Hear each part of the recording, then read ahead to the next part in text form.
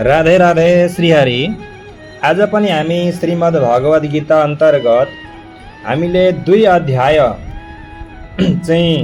लाई समापन गरेका छौँ। ब्रह्म विद्या योगलाई समापन गरेर अब हामी 3 अध्याय कर्म योगमा प्रस्थान गर्दैछौँ र श्रीमद् भगवद गीतामा जम्मा 18 अध्याय हुन्छन्। 1 र 2 अध्यायलाई हामीले समापन गरेका छौँ।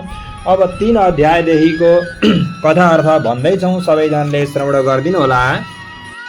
अर्जुन उवाच ध्यायसि चरकर्मणस्ते मता बुद्धिर्जनार्दन तद् किं कर्माणि घोरे मां नियोजयसि केशव। अर्जुनले प्रश्न गर्नुभयो, हे जनार्दन, हे कृष्ण, हजुरका विचारमा यदि सकाम कर्मभन्दा बुद्धियोग नै ठुलो भएदेखि किन मलाई यो भयङ्कर युद्ध कार्यमा हजुरले आग्रह गर्दै हुनुहुन्छ, लगाउन चाहनुहुन्छ? अघिल्लो अध्यायमा भगवान श्रीकृष्णले आफ्ना घनिष्ठ मित्र अर्जुनलाई संसारको शोक सागरबाट उद्धार गर्नको लागि आत्माको स्वरूपको सम्बन्धमा विस्तारपूर्वक व्याख्या गर्नुभएको थियो र बुद्धियोग वा कृष्ण भावना नै आत्मसाक्षात्कारको मार्ग हो भन्नुभएको पनि छ। कहिलेकाहीँ गल्तीले कृष्ण भावनालाई अकर्मण्यताका रूपमा पनि लिने गरिन्छ र यस्तो गलत बुझाइ भएको भए मानिस नाम जपद्वारा पूर्ण रूपले कृष्ण भावना भावित हुने उद्देश्यले एकान्त ठाउँमा गएर बस्ने पनि गर्दछन्। तर कृष्ण भावना मृत दर्शनको राम्रो ज्ञान नपाई एकान्तमा गएर नाम जप गर्नु ठिक होइन। यसो गर्दा चाहिँ अल्पज्ञ मानिसहरूबाट सस्तो प्रशंसा पाउन सकिन्छ। तर के हुन्छ त भन्दा आफ्नो आत्माको उन्नति ठिकसँग हुँदैन, आत्मोन्नति ठिकसँग हुँदैन। अर्जुनलाई कृष्ण भावना वा बुद्धियोग भनेको त सक्रिय जीवनबाट सन्यास लिएर एकान्त ठाउँमा गएर तपस्या गर्ने अभ्यास हो भन्ने लागेको थियो। अर्को शब्दमा अर्जुन कृष्ण भावनामा लाग्नको लागि चाहिँ न्यु पारेर चतुरतापूर्वक युद्धबाट बच्न चाहन्थे। तर निष्ठावान तथा इमान्दार शिष्य भएका हुनाले उनले यो कुरा आफ्ना गुरु भगवान श्रीकृष्णका समक्ष राखेर उहाँसँग सबैभन्दा उत्तम कार्यविधिका बारेमा जिज्ञासा गरे। उनको यही जिज्ञासाको उत्तर दिँदै भगवान श्रीकृष्णले पनि तेस्रो अध्यायमा चाहिँ कर्मयोगको अर्थात् कृष्ण भावना भावित कर्मको विस्तृत व्याख्या गर्नुभएको छ।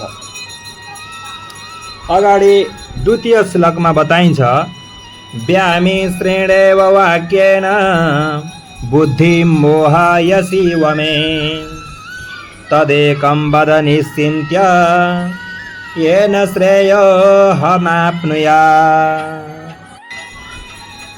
भगवानसँग भन्दै हुनुहुन्छ अर्जुनले, व्यामिश्रेण विभिन्न अर्थ, हजुरका विभिन्न अर्थ लाग्ने उद्देश्यद्वारा मेरो बुद्धि अलमल्यो। त्यसैले निश्चित गरेर मलाई त्यही कुरा भन्नुहोस् जसबाट चाहिँ मेरो वास्तविक हित हुन्छ।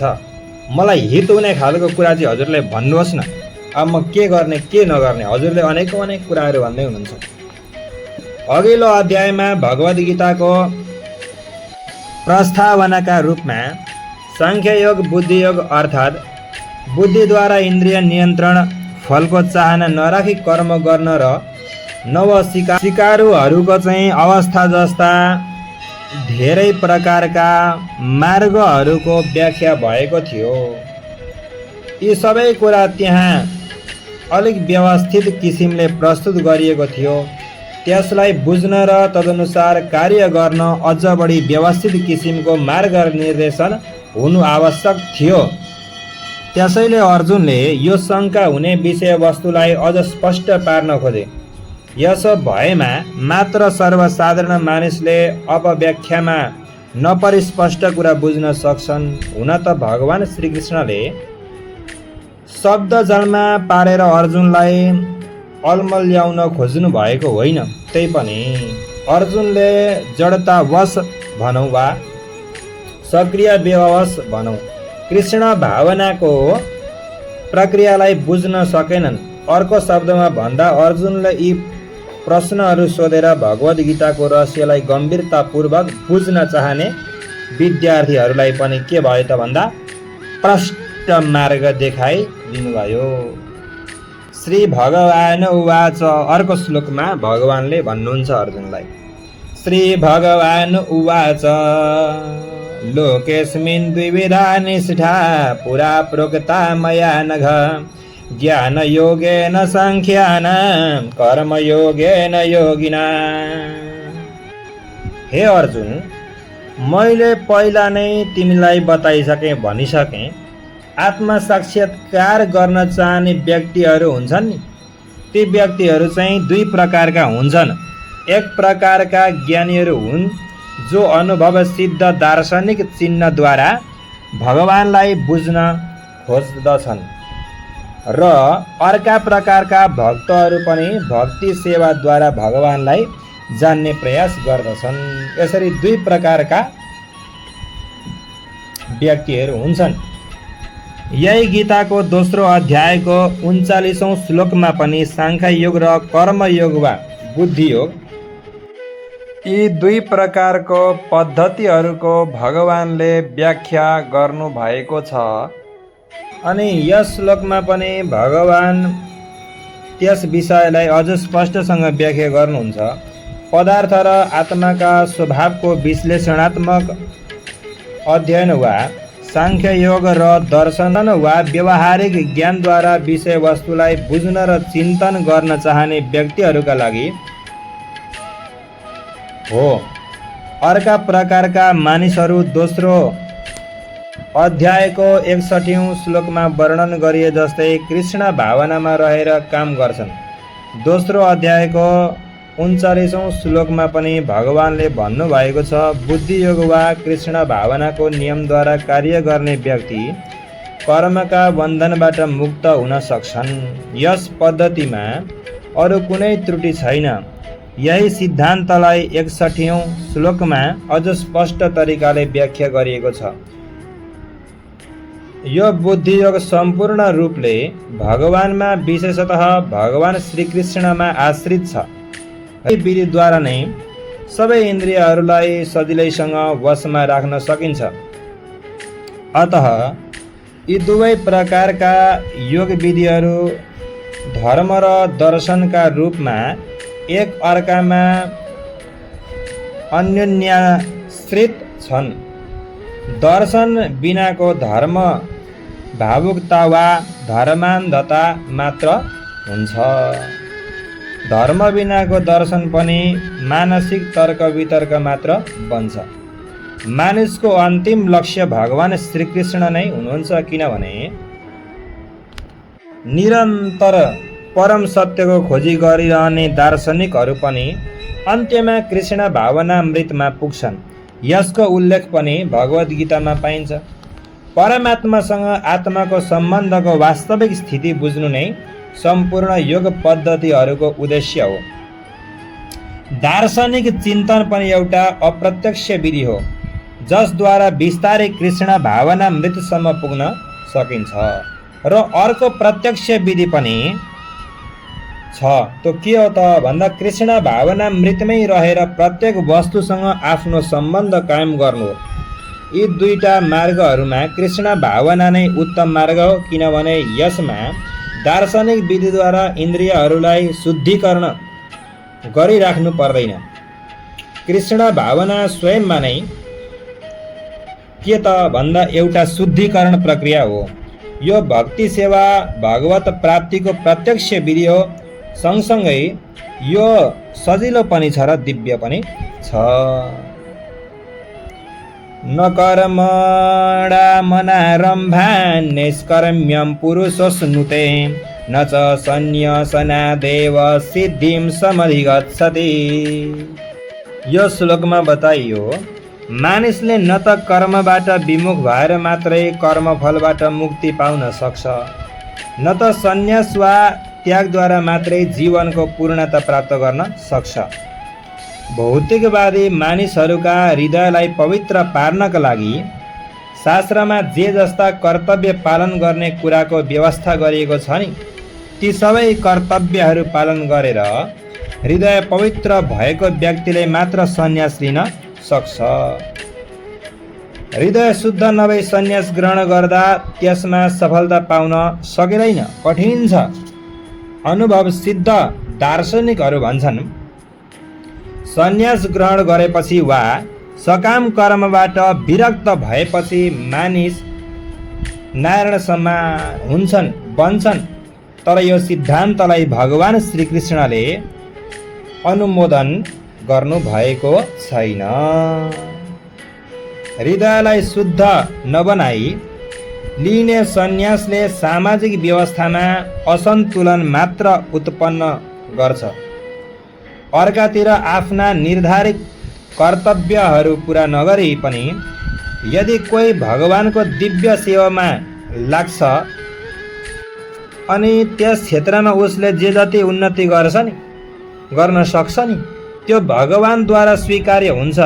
बुद्धियोग स्वल्पमप्यस्य धर्मस्य त्रायते महतो भयात्, अर्थात् यस किसिमका नियमहरू अलिकति मात्र पालन गर्नाले पनि मानिस ठुलोभन्दा ठुलो कठिनाइबाट पार पाउन सक्ने हुन्छ भनेर चाहिँ यहाँनिर बताइयो। नहि कश्चिद् क्षणमपि जातो तिष्ठन्त्य कर्मकृत्, कार्यते ह्यवश कर्म सर्वः प्रकृतिजैर्गुणै। यहाँ भनियो प्रत्येक मानिसहरूले प्रकृतिबाट चाहिँ आर्जित गुणहरूको अधीनमा रहेर तदनुसार कर्म गर्नै पर्छ। कुनै पनि मानिस एक क्षणका लागि पनि केही न केही कर्म नगरिरहन सक्दैन। यो शरीरधारी जीवनको प्रश्न नभएर आत्माको स्वभावको कुरा हो। आत्मा सधैँ सक्रिय छ। आत्मा नहुने भए भौतिक शरीर चल्न पनि सक्दैन। यो शरीर कस्तो हो त भन्दा यो शरीर त आत्माद्वारा सञ्चालित हुने एउटा मृत वाहन जस्तो हो। आत्मा सधैँ क्रियाशील रहिरहन्छ र एकछिन पनि निष्क्रिय रहँदैन। त्यसैले आत्मालाई सधैँ कृष्ण भावना युक्त सत्कर्ममा लगाइराख्नुपर्छ। अन्यथा यो आत्मा मायाद्वारा निर्देशित व्यवसायमा संलग्न हुन पुग्छ। भौतिक शक्तिका सम्पर्कमा आउन साथ आत्माले भौतिक गुण ग्रहण गर्छ अनि यस्ता आकर्षणहरूबाट चाहिँ आत्मालाई शुद्ध बनाइराख्नका लागि यसलाई शास्त्र सम्मत कर्तव्यमा लगाइराख्नुपर्छ। तर यदि आत्मा कृष्ण भावनामृतका स्वाभाविक कार्यमा लागेमा उसले जे गर्छ त्यसबाट उसको कल्याण नै हुन्छ। श्रीमद् भागवतको प्रथम स्कन्धको 5 अध्यायको 17औं श्लोकमा भनियो, त्यक्त्वा स्वधर्मं चरणाम्बुजं हरेर्भजन् पक्वोऽथ पतेत् ततो यदि यत्र क्व वा भद्रमभूतमुष्य किं को वार्त आप्तो भतां स्वधर्मतः। यदि कसैले कृष्ण भावनामृतलाई अँगालेको भएमा त्यसले शास्त्र सम्बद्ध कर्म गर्न नसके पनि राम्रोसँग भक्ति नगरेको भए पनि आफ्नो स्तरबाट पतित भएको भए पनि त्यसलाई कुनै किसिमको अशुभ वा हानि हुँदैन भनेर बताइयो। यसको विपरीत यदि कसैले समग्र शास्त्र सम्मत कार्यलाई चाहिँ गरेको छ तर ऊ कृष्ण भावना भावित छैन, त्यसको केही काम छैन भनेर बताइयो। अतः कृष्ण भावनाको यो स्तरसम्म पुग्नका लागि शुद्धिकरणको प्रक्रिया आवश्यक छ। सन्यास वा अन्य कुनै शुद्धिकरणका प्रक्रियाहरू कृष्ण भावनाको परम लक्षणसम्म पुर्याउनकै लागि हुन् भन्ने कुरा पनि यहाँनिर स्पष्ट पारियो। किनभने कृष्ण भावना बिना सबै कुरा अर्थहीन हुन्छन् भन्ने प्रसङ्ग चाहिँ यसको भावार्थ हामीले 5औं श्लोकसम्म राखेका छौँ। अब हामी 6औं श्लोकदेखि भन्दै जानेछौँ। हजुरहरू श्रवण गर्दै गर्नुहोला। श्री हरि श्री कृष्णाय नमः।